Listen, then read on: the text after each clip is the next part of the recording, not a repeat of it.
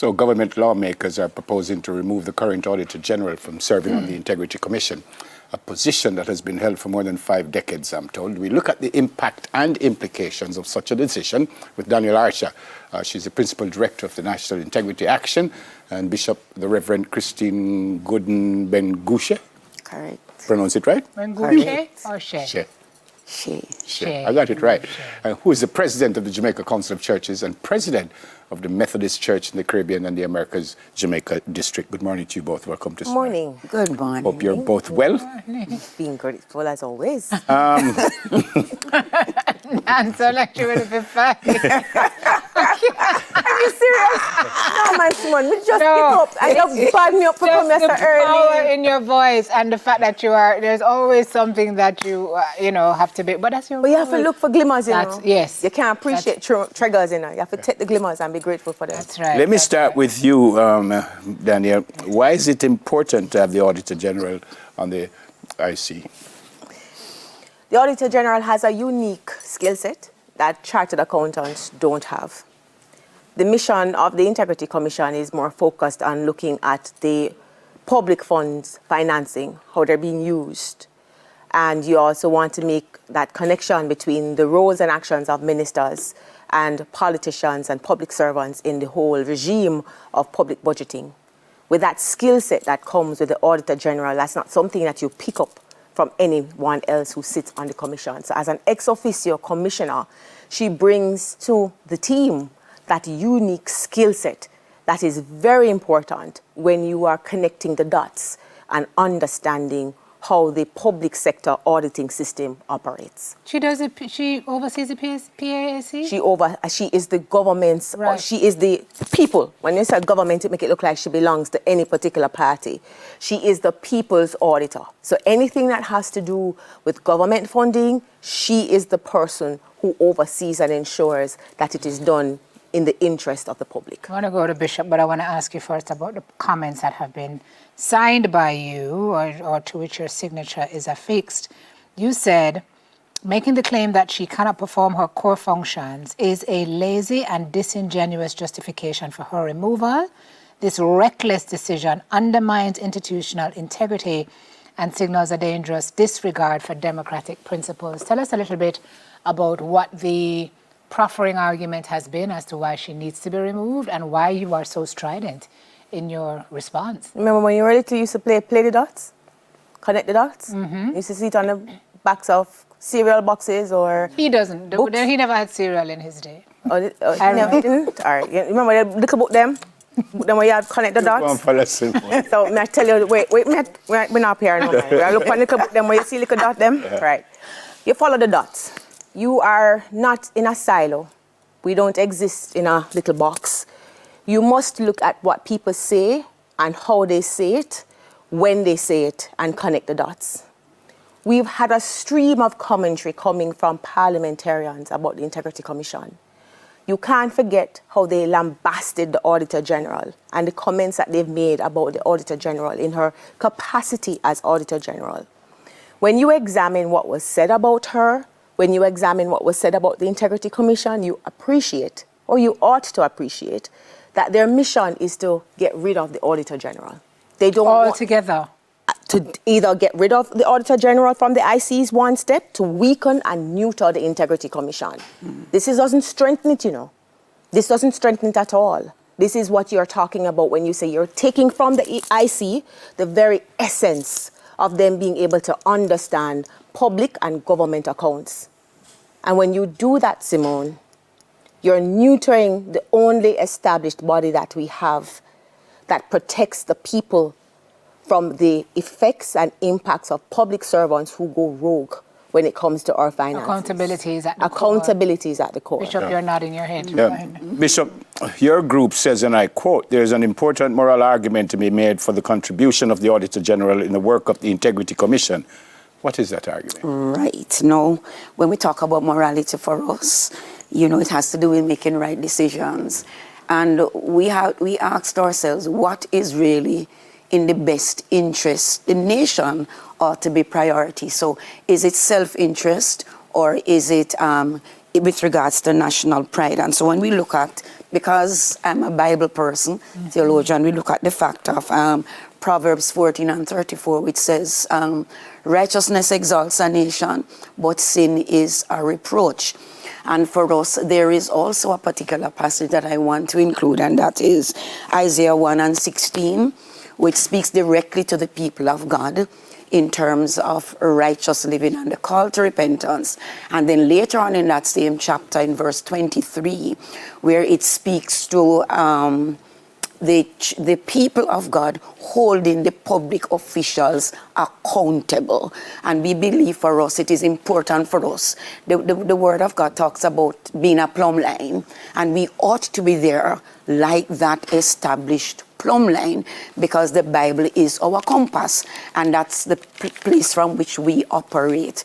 And so we believe it is important for us. So when it comes to the ethical behavior, and so I just want to highlight just about 2-3 things for us against that kind of backdrop. First of all, the AG, as Daniel rightly said, is more than a technical expert. All right, and she acts as the moral compass within the public service. So we endorse that too. And her work has to represent fairness and justice and transparency. So the removal of that from the IC is dangerous. The second thing is, like her, we believe that the AG's office exists to protect the public interest, ensuring that the government funds are used correctly, responsibly, and lawfully. And so the JCC sees the AG as a pillar of institutional credibility. That's where we see that. And the participation of the AG enhances public confidence. So therefore, if you remove the presence of the AG at this time, we believe that it would be not only a structural alteration, but a symbolic retreat from accountability. I want to ask a question. So I asked Daniel up front. I'm not sure, you spoke about your position, but I'm looking at the arguments made for. So I'm hearing potential conflict. I'm reading one government member say, were the Auditor General to be the reviewer, examiner, check and balance of that body, as well, we may very well not be seeing some of the things in the public domain that have caused us concerns in the past. JAMP has come out against this to say, the characterization of the Auditor General as currently serving as a, quote, reviewer, examiner, and check and balance of the IC misrepresents the actual statutory framework and the Auditor General's role within it. Again, 50 years, right, with the IC. What is the argument being made for her removal or the removal? And can you see a world where any of it at all is valid? Any of it? I don't accept the argument that there's a conflict of interest because the legislation speaks to that. So from my legal background... And you say the legislation... I am of the view that the Integrity Commission Act, the act that establishes it, has contemplated that, because if the mission is for us to have the audited affairs of the IC, then private persons can audit the Integrity Commission. That's not a problem. I think what you have to appreciate, Simone, is in the environment in which we exist at this time in 2025, and you hear me talking about connecting the dots, you have an environment wherein you have parliamentarians who are being investigated for illicit enrichment. You know nothing about it. You have an environment where you have a government minister who says, only those who vote, I'm only governing for those who vote. You have an environment that tells you that those who created the legislation, our Prime Minister is challenging the very Integrity Commission Act in court. We have a challenge where we understand that there is a move afoot. Everybody who had the power and authority cussing and talking about the Integrity Commission. Just this week, we understand that there is a public or social media, I don't even want to use the word campaign, against one of the investigators at the IC. In this environment, Neville, what I have perceived is that where we're going is to neuter the Integrity Commission rather than to strengthen it. So I take what you're doing, I hear what you say, but in my mind, the reason for you to say that is not coming from a place of genuine care, concern, or with a vision to strengthen the IC, but rather you're seeking an opportunity to take it apart like you do an onion. What about Mr. Sorry, I want to ask this. What about Mr. Warmington's utterance about the Constitution, where he says sections 120, 121, 122 are being breached by having the AG in the IC? What about that? All right. So you would appreciate, fact? it's not a fact.